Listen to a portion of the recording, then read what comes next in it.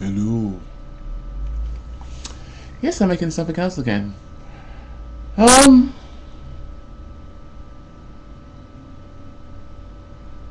wish I had a social life. I actually don't have a social life. A lot of my life is spent being alone. Um, and I do feel loneliness a lot of the time.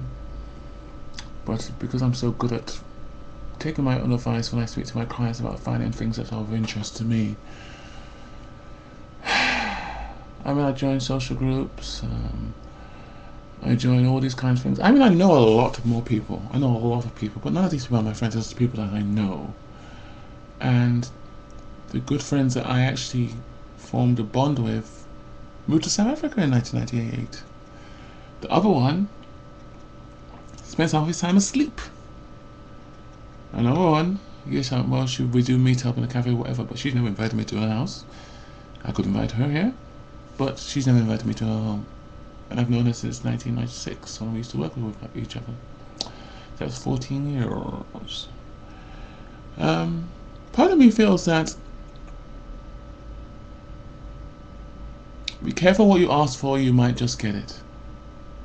My older sister's got friends coming out for ass. Her phone is constantly off the hook. It's ring, ring, ring, ring, not me, not me, not me, not me, not me.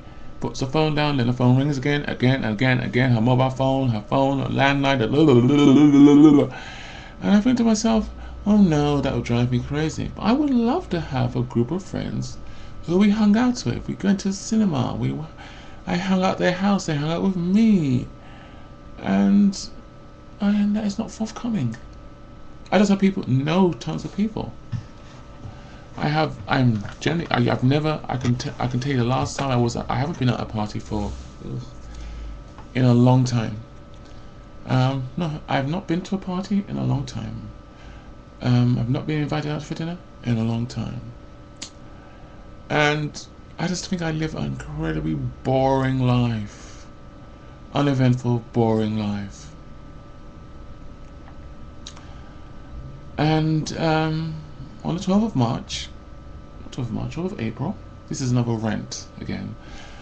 It was last year we were asked to reapply for our posts, in which we had to be re-interviewed for our post because they had to take away 35 hours from our service.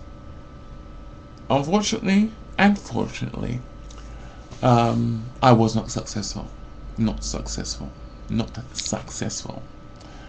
So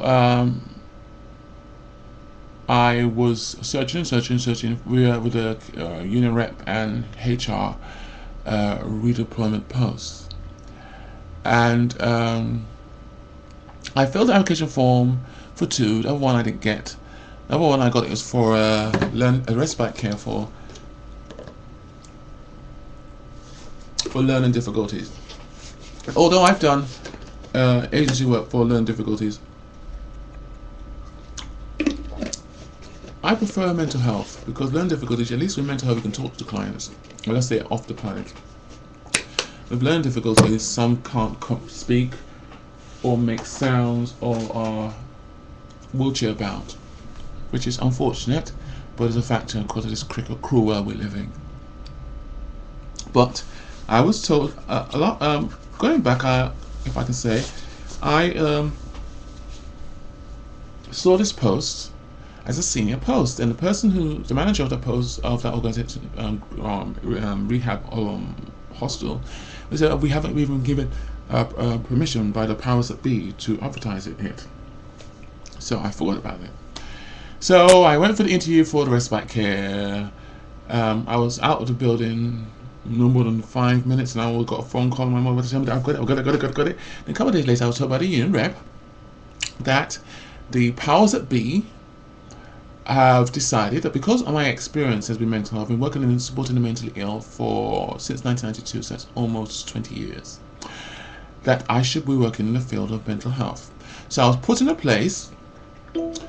I was told I was not going to be interviewed. I was not going to have to fill the application form. I was just going to have to meet the two managers and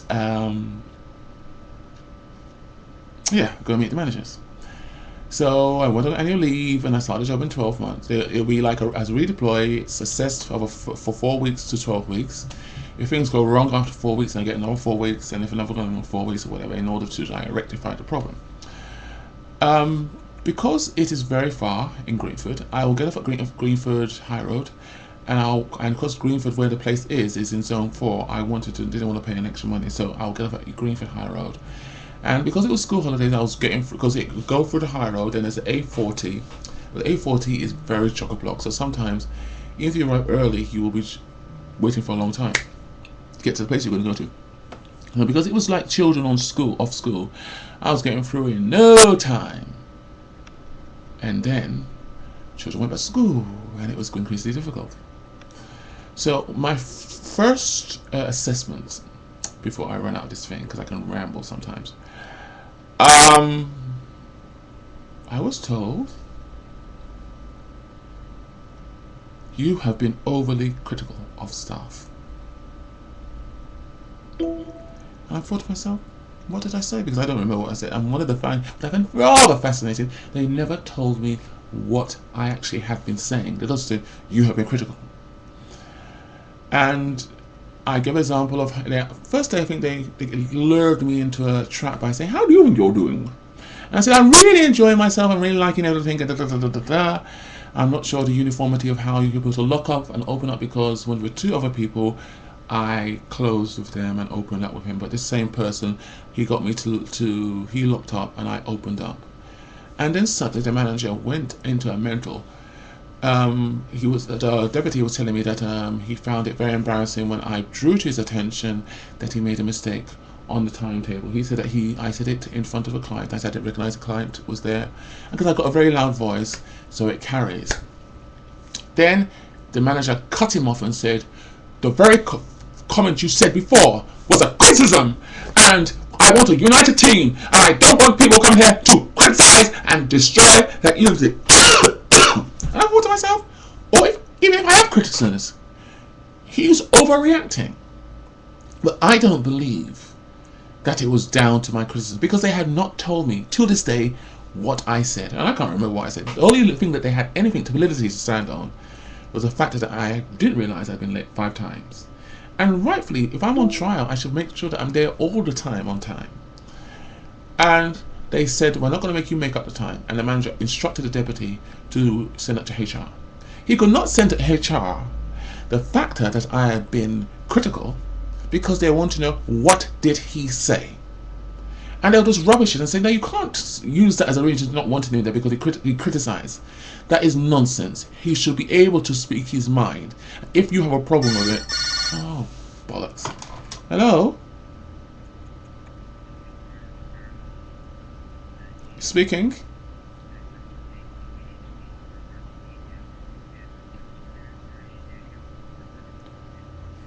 Yes, I am. What is this in relation to? Because I'm actually with somebody at the moment.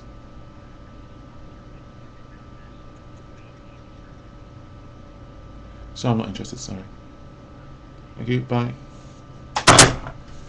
Sorry about that. Where was I? So I don't believe that it was just they were angry because I criticized. They were told, they were instructed by the powers that be that I must take that senior post. There were around 4 or 5 people, juniors, who could have gone for the post, but I usurped them into the post. They were not angry because I was criticizing. They were angry because they were told to take me on. They did not interview me. They didn't get any application form. They were told. And the resentment or anger was, who the fuck is this guy? We didn't interview him. We don't know nothing about him. And he's coming here and he's criticizing my staff. How dare he? That was the truth. The thing about me being critical about the team was a smoke screen. I'm running out of time now. So what I've now done is I'm arriving on time. I'm biting the bullet and going from that station, because even though I don't want to pay that much, I still have to. I ain't saying nothing. But now the manager is trying to be nice to me because I think he realized he overreacted. So, another rant. Take care.